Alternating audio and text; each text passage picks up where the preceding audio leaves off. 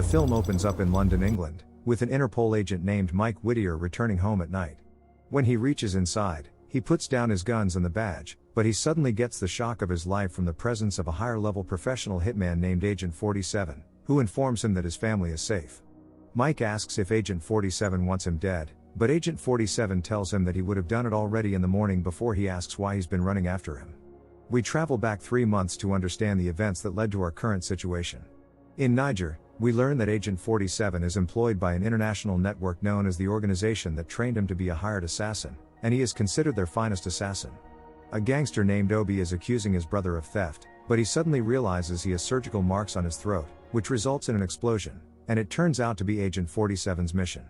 Mike meets the Niger police superintendent and informs him about Agent 47. Despite highlighting Agent 47's dangerous nature and accusing him of being responsible for more than 100 deaths worldwide, they find it amusing and mistakenly believe that Obi killed his own brother. Now, in St. Petersburg, Russia, Agent 47 is having a drink, and when a woman tries to initiate a conversation with him, he simply ignores her and departs, demonstrating his coldness and lack of emotion in line with his training. He moves to his room and sets up door traps before going for a shower. Later, he speaks with his handler, who expresses gratitude for his work in Niger and gives him his next task, publicly eliminating Mikhail Belikov, the president of the Russian Federation. He receives all the information he needs to kill Belikov and learn about his brother, Yuri Belikov, the arms smuggler. The next afternoon, a large crowd cheers President Mikhail Belikov's arrival, and when he moves out of the car for an interview, his bodyguard gets shot before being shot as well by Agent 47, who disassembles his rifle and exits the building. As he prepares to depart from the central rail station, he unexpectedly receives a message from his handler, informing him of a problem and the presence of a witness on his recent assignment named Nika Boranina. Now he has to tie up that loose end by eliminating her. When he moves to confront her, 47 surprisingly realizes that Nika doesn't seem to know him, and suddenly a bullet whizzes past him hitting a bystander. Another agent had been sent to take out 47, from which he barely escaped. At Pulkovo Airport, Mike and his associate arrive for further investigations and the hunt for Agent 47, and he receives information about the hotel where Agent 47 is hiding.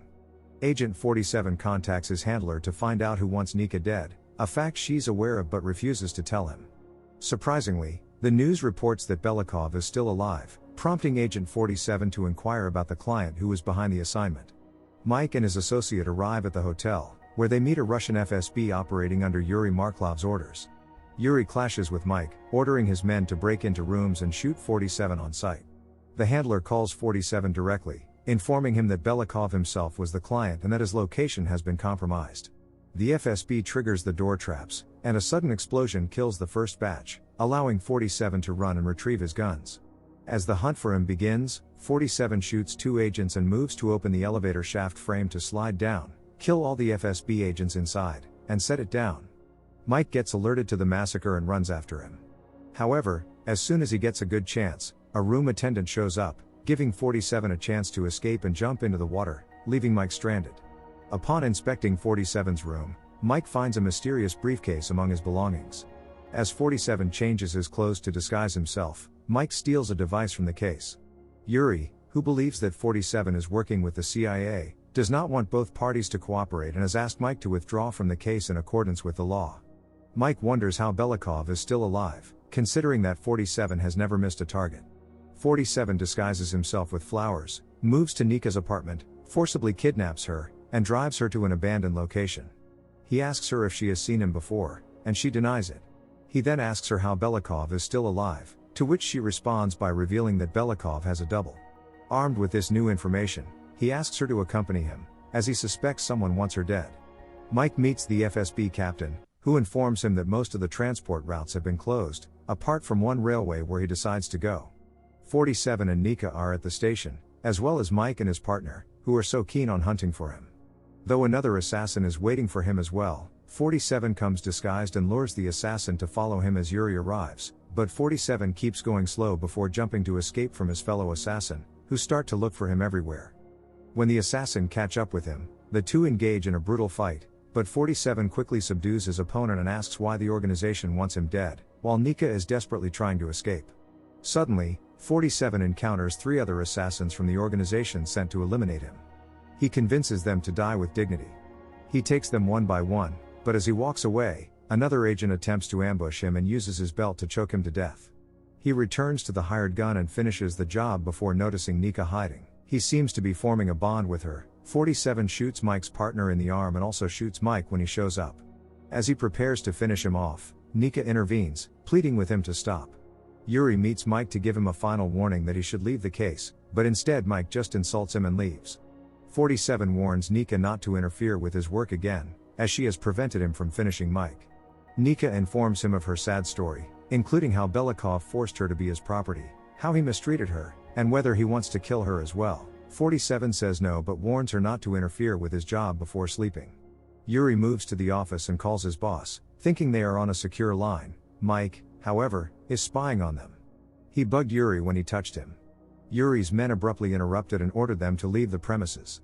47 arranges a meeting with a CIA agent named Smith, who informs him that the real Belikov's opponents ordered the hit on him and replaced him with a double who is loyal to them.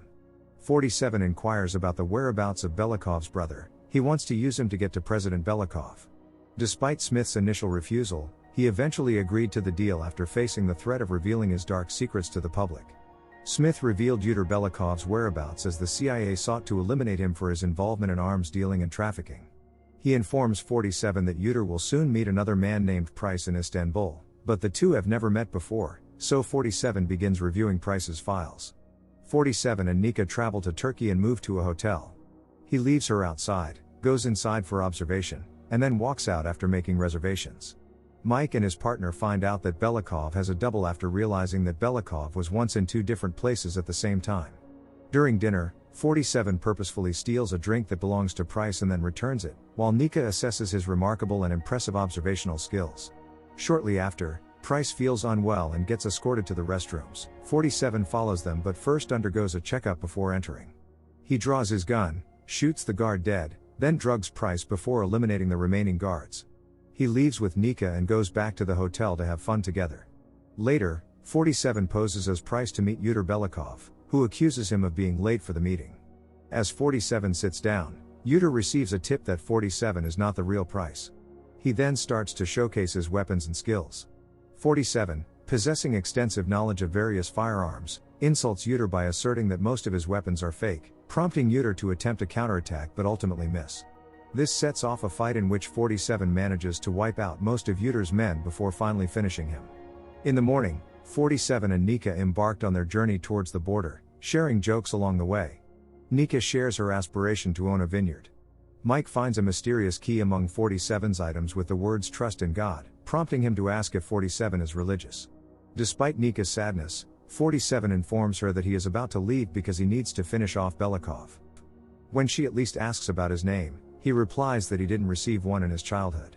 He only knows his number, which is 47. Yuri meets secretly with Belikov's double, inform him of the pain he went through to have the surgery on him, and blame him for his failure to eliminate 47. However, Yuri tells him that 47 will bring himself, and that's where they plan to take him out. Mike gets confronted by his boss, who informs him that the FSB has filed complaints, demanding his retraction from Belikov's brother's case, and that the FSB is accusing him of overstepping his authority, but Mike says they are covering up something before the news confirmed that Belikov will attend his brother's burial.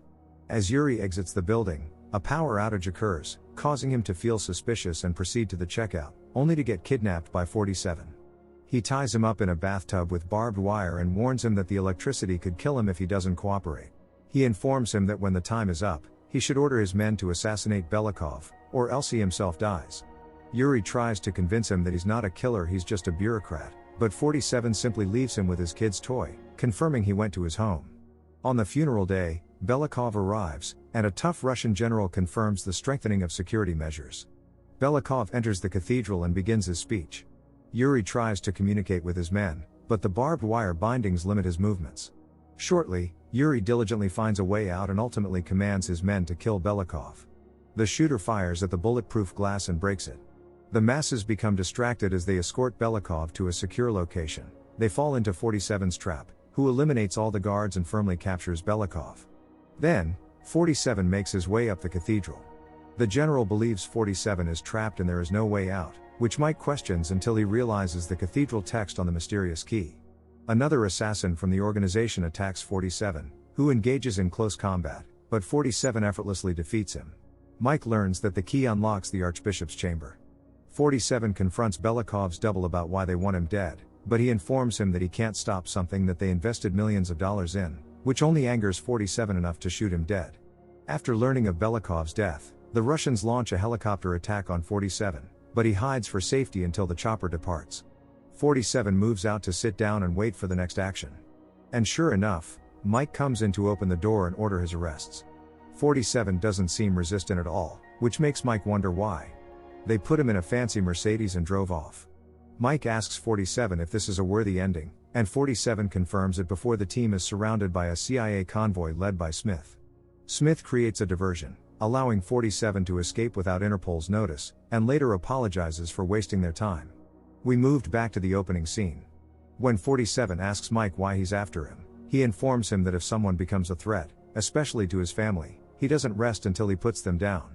47 gives him the ultimate warning: if he doesn't stop chasing him, he will put a bullet in his head. Mike realizes that leaving the key in the hotel was part of 47's plan to be extracted from the cathedral by the Interpol.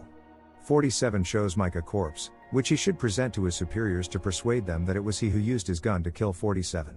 Nika is back living in St. Petersburg. She has received items from FedEx, possibly from 47, and sure enough, he's watching her from a distance and turns his attention to the corpse of another assassin, telling him, "I warned you to leave her alone." Don't forget to like and subscribe for more videos like this.